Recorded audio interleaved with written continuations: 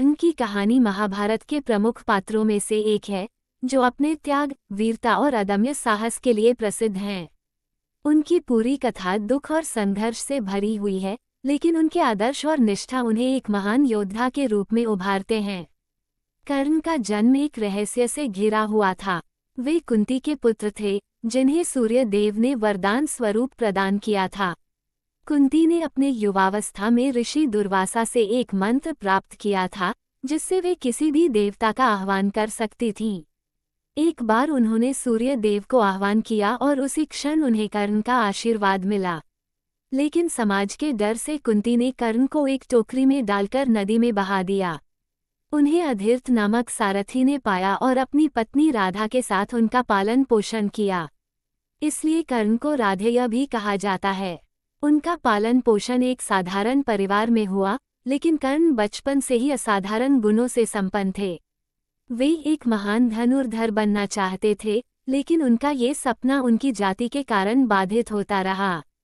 कर्ण ने गुरु द्रोणाचार्य से शिक्षा प्राप्त करने की कोशिश की, लेकिन जब द्रोणाचार्य ने उनकी जाति के कारण उन्हें शिक्षा देने से मना कर दिया, तब कर्ण ने परशुराम से शिक्षा प्राप्त करने का निश्चय किया। परशुराम ने उन्हें शिक्षा दी, लेकिन एक समय बाद जब परशुराम को ये पता चला कि कर्ण क्षत्रिय हैं, क्योंकि परशुराम ने केवल ब्राह्मणों को शिक्षा देने का व्रत लिया था, उन्होंने कर्ण को श्राप दिया कि जब भी वे सबसे अधिक आवश्यकता में होंगे, तब उन्हें अपने ज्ञान की याद नहीं आएगी। इसके बाद कर्ण का जीवन लगातार संघर्ष और अपमान से भरा रहा। उनकी जाति और जन्म से उन्हें समाज में स्वीकार्यता नहीं मिली, जिससे वे हमेशा दुखी रहते थे।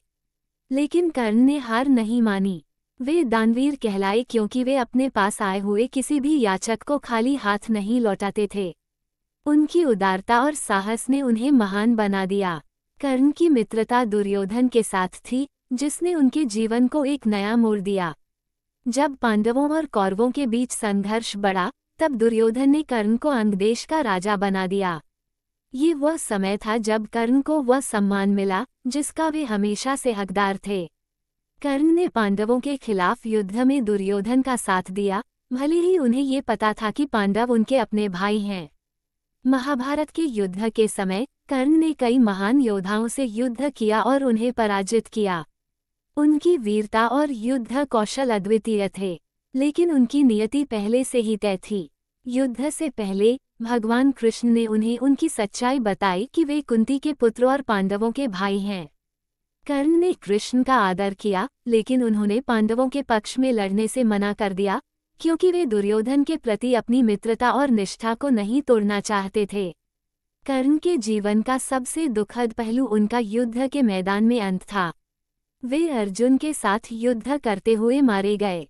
युद्ध के दौरान वे परशुराम के श्राप से प्रभावित हुए, जब उनका रथ का पहिया धंस गया और वे अपनी शक्तियों को भूल गए। इस स्थिति का फायदा उठाते हुए अर्जुन ने उनका वध कर दिया। कर्ण की मृत्यु के बाद पांडवों को ये पता चला कि वे उनके बड़े भाई थे। ये जानकर सभी पांडव, विशेष रूप से युधिष्ठिर, बहुत दुखी हुए।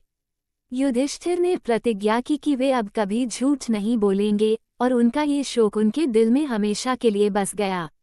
कर्ण की कहानी हमें सिखाती है कि जीवन में संघर्ष और कठिनाइयों के बावजूद हमें अपने आदर्शों और निष्ठाओं को कभी नहीं छोड़ना चाहिए। कर्ण ने अपनी पूरी जिंदगी अपने सिद्धांतों के अनुसार जी और अपनी मित्रता, वचन और निष्ठा के प्रति हमेशा वफादार रहे।